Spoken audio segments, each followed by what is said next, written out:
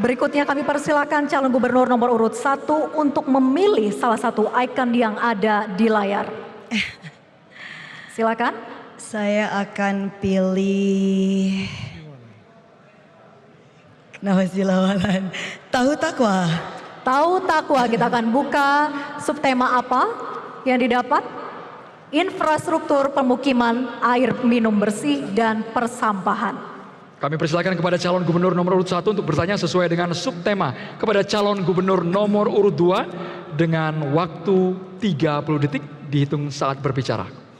Iya, terima kasih. Salah satu kompetensi yang diperlukan untuk dimiliki seorang pemimpin itu antara lain, termasuk gubernur, adalah kemampuan untuk melakukan refleksi dan evaluasi secara objektif. Pertanyaan saya, menurut Ibu, apakah keputusan atau kebijakan yang dirasa kurang tepat yang sebelum ini telah diambil oleh pemerintah provinsi, termasuk Ibu, yang terkait dengan pemukiman, infrastruktur, air minum bersih, dan juga persampahan? Terima kasih.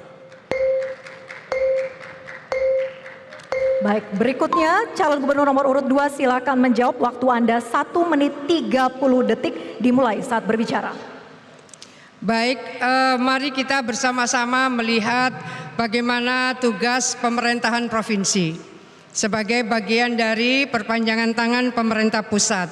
Bagaimana hubungan antara Pemprov, Pemkab, Pemkot, dan pemerintah pusat.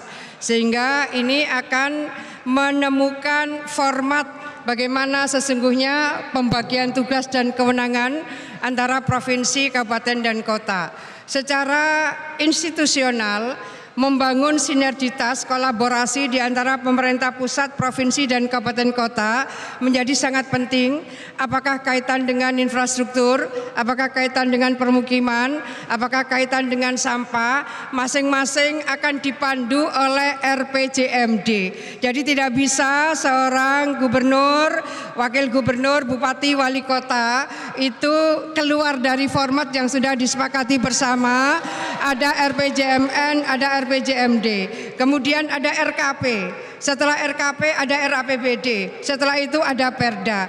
Pada posisi seperti inilah betapa sesungguhnya partnership, kolaborasi, sinergi bukan hanya pemerintah pusat, provinsi, dan kabupaten kota, tapi bahwa antara private sector, antar perguruan tinggi, antar elemen-elemen strategis, dan komunikasi serta kerjasama kita dengan berbagai institusi dalam dan luar negeri serta partisipasi masyarakat secara keseluruhan. Waktu habis.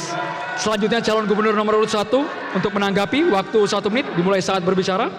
Calon gubernur nomor urut 1 untuk menanggapi.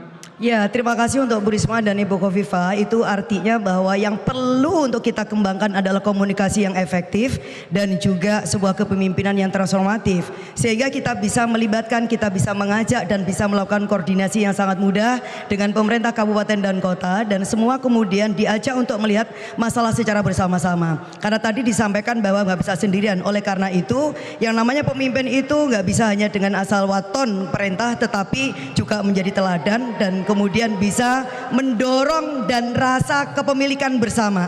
Itulah yang akan dikembangkan oleh Lulu dan Lukman, bahwa kita akan mengembangkan kepemimpinan yang transformatif dan kemudian kita juga memberikan keteladanan, sekaligus kemudian kita akan meningkatkan kapasitas dan juga SDM seluruh jajaran kita, termasuk juga pemerintah kabupaten dan juga kota. Kita punya best practices, kalau perlu kita ajak untuk sekolah bareng-bareng di tempat di mana ada contoh yang baik yang terkait dengan kerjasama ini. Ya. Baik. Berikutnya calon gubernur nomor urut 3 untuk dapat merespon. Waktu Anda 1 menit dimulai ketika berbicara. Terima kasih.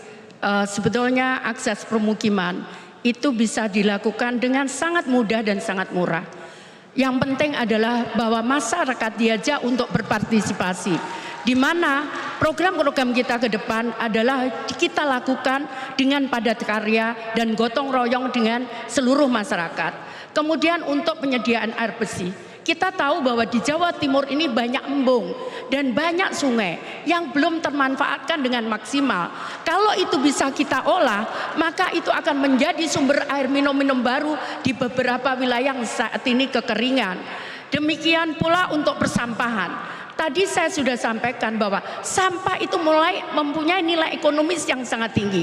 Kalau kita bisa mengolah sampah itu dan kita bisa mengajarkan kepada masyarakat untuk bagaimana mengolah sampah itu, maka saya yakin tidak ada kampung kotor seperti yang terjadi di Surabaya saat ini. Waktunya habis. Jelajahi cara baru mendapatkan informasi. Download Metro TV Extend sekarang.